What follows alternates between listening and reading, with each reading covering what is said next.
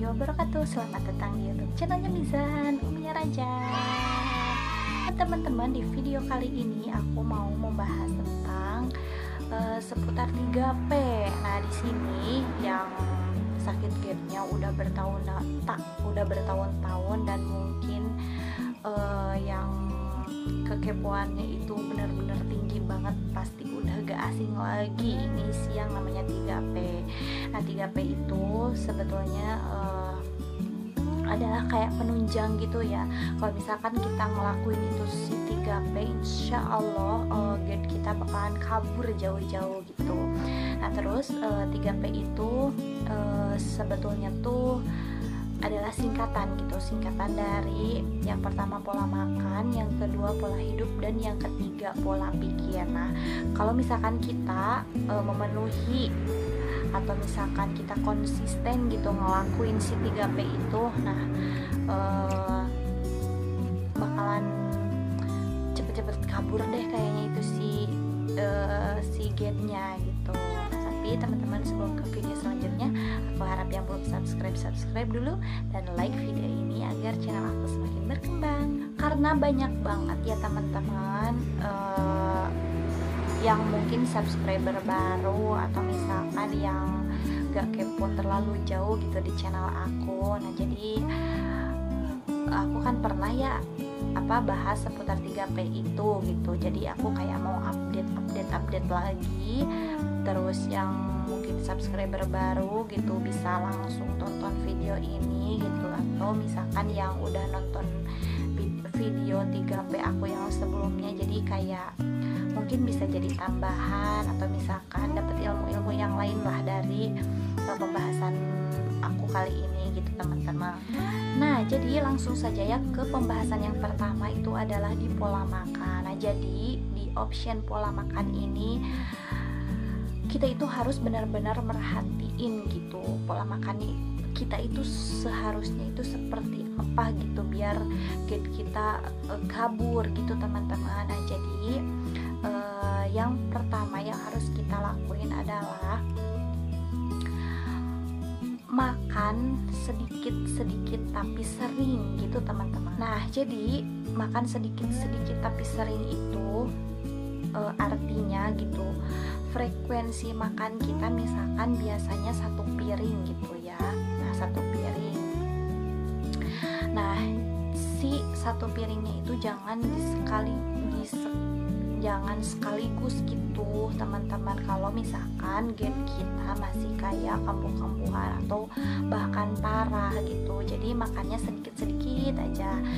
Tapi bukan berarti misalkan makannya sedikit terus lama gitu kemakan lagi, bukan kayak gitu teman-teman. Jadi makan sedikit tapi misalkan 1 atau 2 jam lagi, 2 jam kemudian gitu kita makan lagi gitu.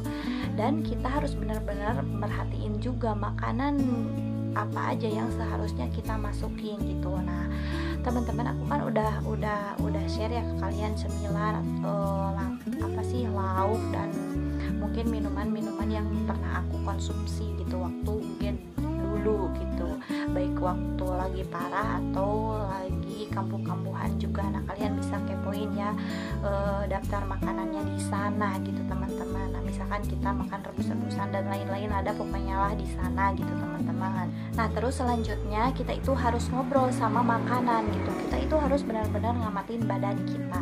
Nah, kalau misalkan kita nggak cocok nih di makanan itu, walaupun misalkan itu benar-benar yang paling baik gitu, kayak misalkan rebus-rebusan, kita makan misalkan rebus wortel tapi efek ke badan kita misalkan kayak gak enak atau malah bikin apa gitu atau bikin apa, pokoknya jangan terlalu dipaksain gitu teman-teman. Kalau misalkan respon tubuh kita nggak baik gitu, respon tubuh kita malah kayak jadi buruk gitu, jangan dipaksain gitu, jangan dimakan gitu. Sekalipun itu tuh benar-benar makanan kayak kata orang atau kata orang lain gitulah, sebut itu tuh makanan terbaik gitu teman-teman. Nah, cara kita kayak ngamatin badan kita atau misalkan respon tubuh kita.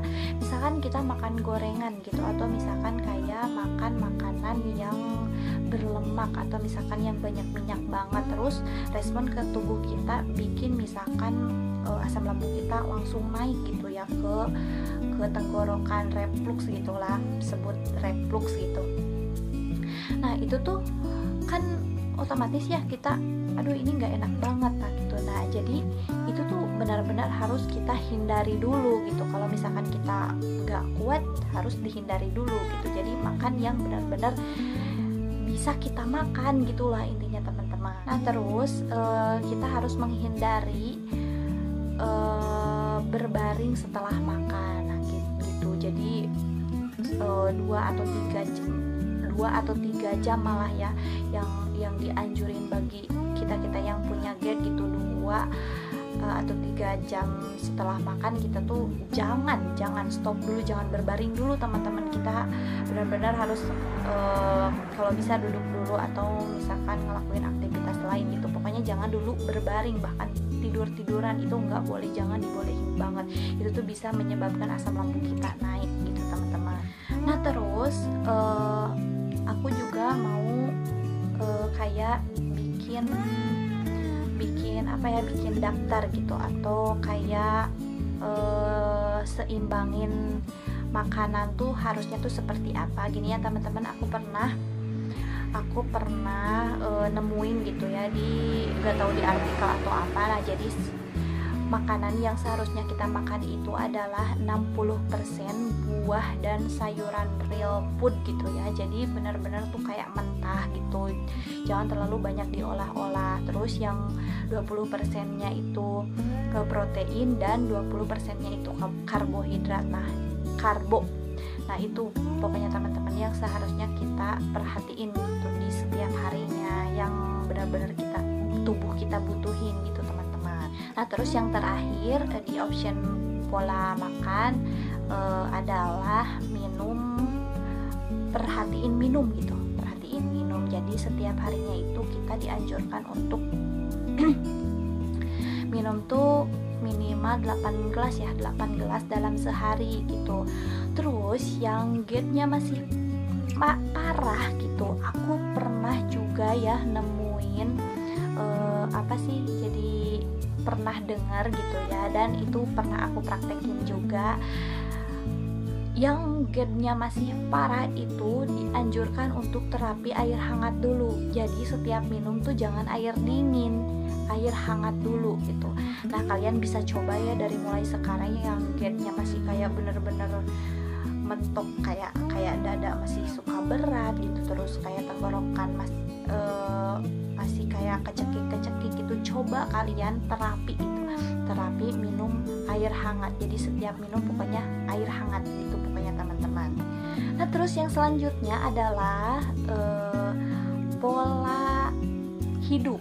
Nah jadi di pola hidup ini gitu ya, aku udah catat ya, karena aku kayak suka ngeblank gitu ya kalau misalkan bahas yang terlalu panjang gitu.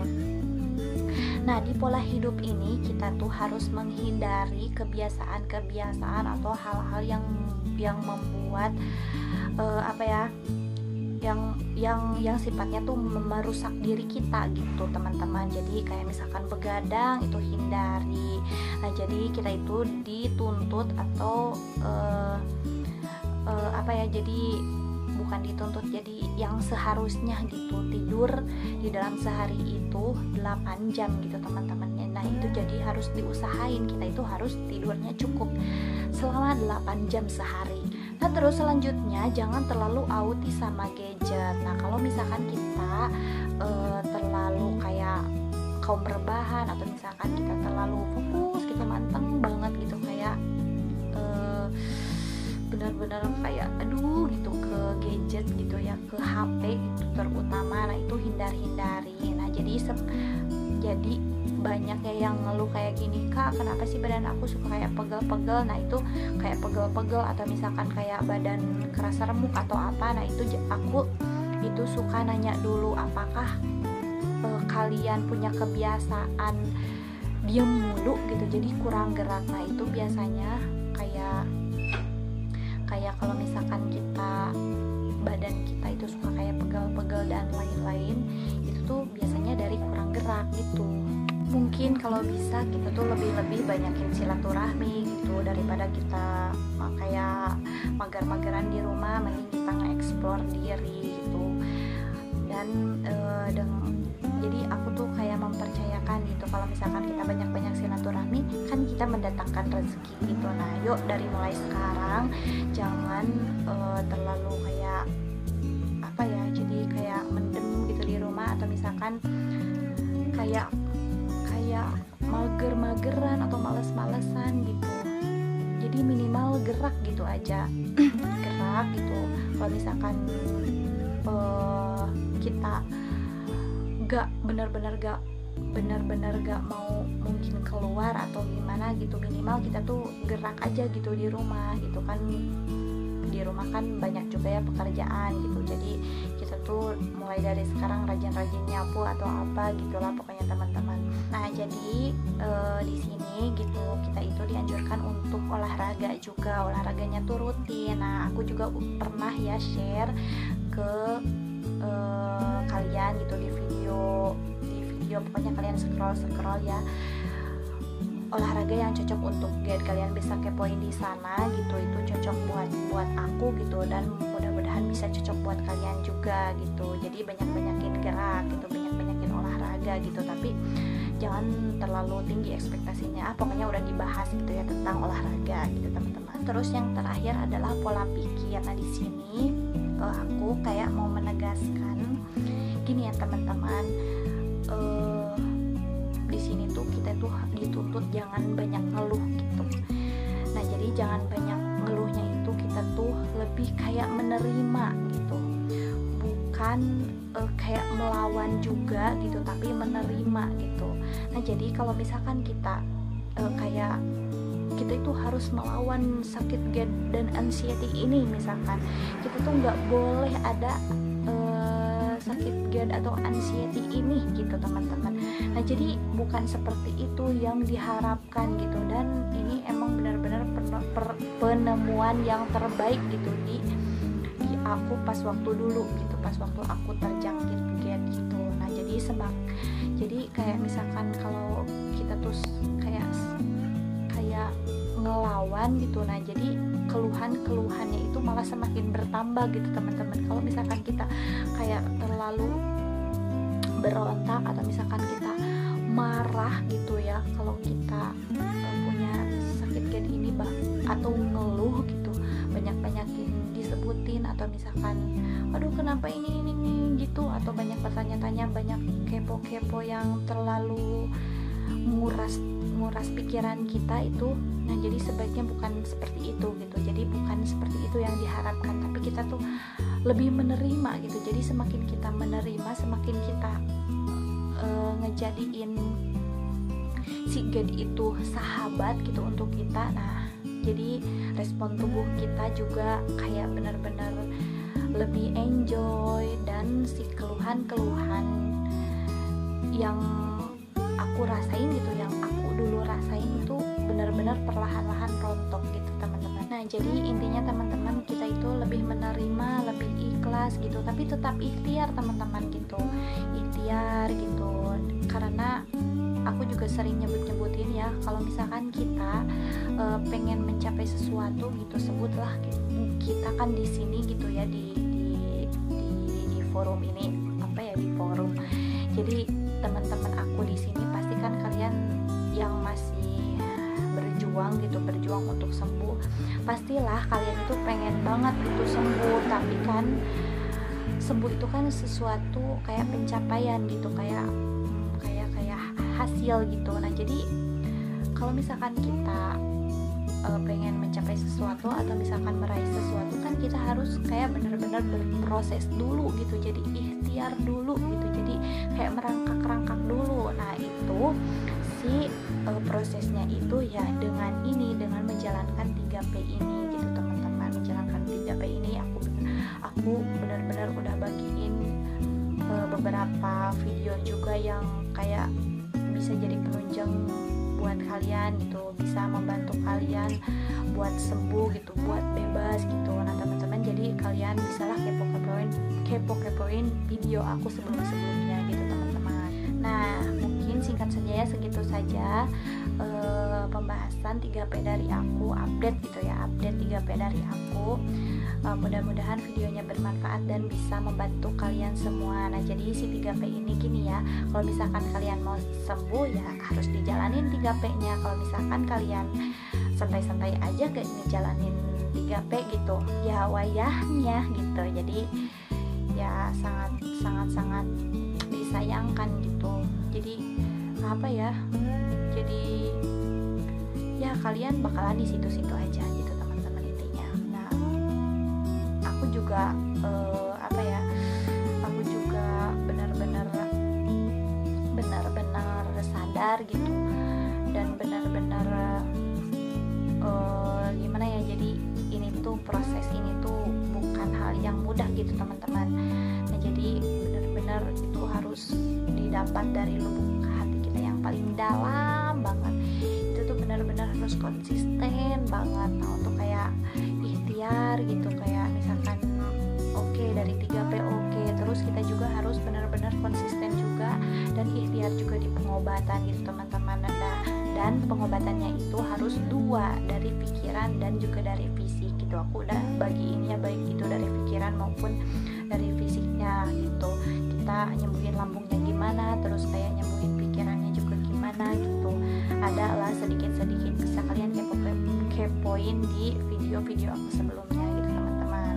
Nah aku doain ya teman-teman, mudah-mudahan kalian bisa bebas dari GERD, bisa sembuh dari GERD. Terus aku juga selalu berharap ya subscriber aku, kalian semua gitu ya yang nonton video-video aku juga terima kasih gitu. Mudah-mudahan hari-hari kalian selalu menyenangkan gitu, terus selalu berkah gitu. Dan pokoknya kalau misalkan kalian melakukan sesuatu gitu, jadi baliknya ke kalian juga baik gitu teman-teman, gitulah pokoknya intinya. See you on next video. Assalamualaikum warahmatullahi wabarakatuh. Bye bye.